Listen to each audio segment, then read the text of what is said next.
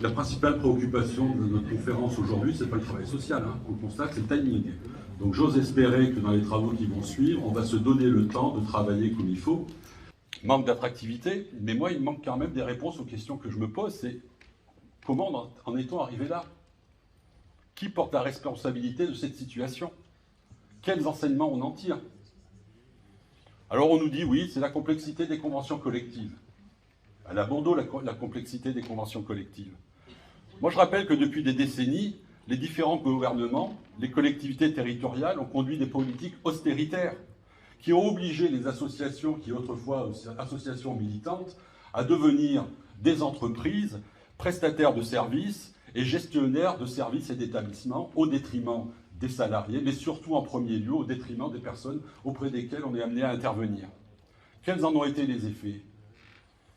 Depuis plus de 20 ans, la valeur du point de la principale convention collective, CC66, a décroché du coût de la vie de plus de 30%. Un éducateur, ça a été dit tout à l'heure, commençait à peine un niveau au-dessus du SMIC, pour des conditions de travail qui se sont aggravées. Des surcharges de travail, des camarades en AMO, en protection judiciaire de la jeunesse, qui ont vu leur nombre de dossiers multiplié par 2. Des déqualifications. Combien de fois j'ai entendu en réunion avec des directeurs me dire « Oui, pour le coût de 2 éducateurs, j'embauche 3 moniteurs éducateurs, 4 AMP. » À cela s'est accompagné un changement dans la gouvernance et le management, puisqu'il faut employer les grands mots, des équipes. Autrefois, les chefs de service éducatifs apportaient un soutien aux équipes. Aujourd'hui, on ne parle plus de chefs de service éducatifs. On parle de managers, de cadres intermédiaires, qui ne sont pas là pour soutenir les équipes, mais pour les contraindre à effectuer des tâches administratives, technocratiques, au détriment du temps de travail passé auprès des populations. 30 secondes encore. Hein. Oui, c'est ça, c'est le timing. Ça se traduit cette maltraitance se traduit par une souffrance au travail, mais il faut mettre des mots sur cette souffrance au travail. Cette souffrance au travail, c'est du mal-être, c'est des burn-out, c'est des suicides. On parlait, une dame tout à l'heure, excusez-moi, je n'ai pas noté parlait de violence. On a des camarades, des travailleurs qui ont été assassinés sur le lieu de travail. Il faut le dire, on travaille dans des conditions qui sont délétères. Alors on nous parle d'attractivité. Alors moi je ne sais pas bien ce que ça veut dire, attractivité.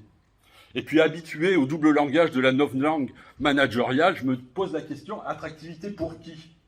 Est-ce que si cette attractivité, c'est réellement pour donner envie de travailler dans ce secteur dans lequel moi je travaille depuis 40 ans et qui m'apporte satisfaction, c'est d'encourager les jeunes à s'engager dans ce travail. Il faut qu'on en crée les conditions. Et les conditions, c'est aller contre celles que j'ai décrites. Par contre, si l'attractivité, et il faudrait y mettre les moyens, quoi qu'il en coûte. Hein.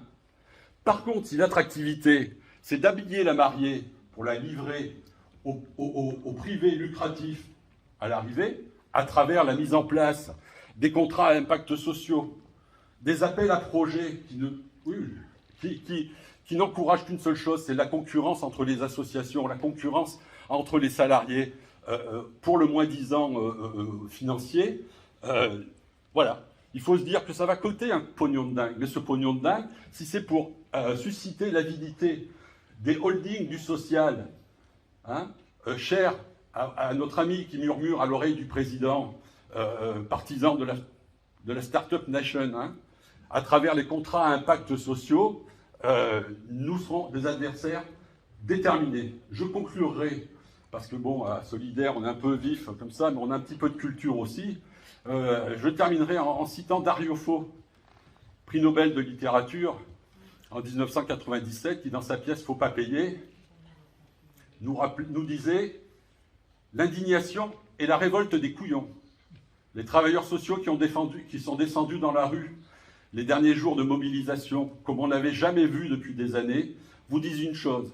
Ils en ont marre de passer pour des couillons. À bon entendeur, salut.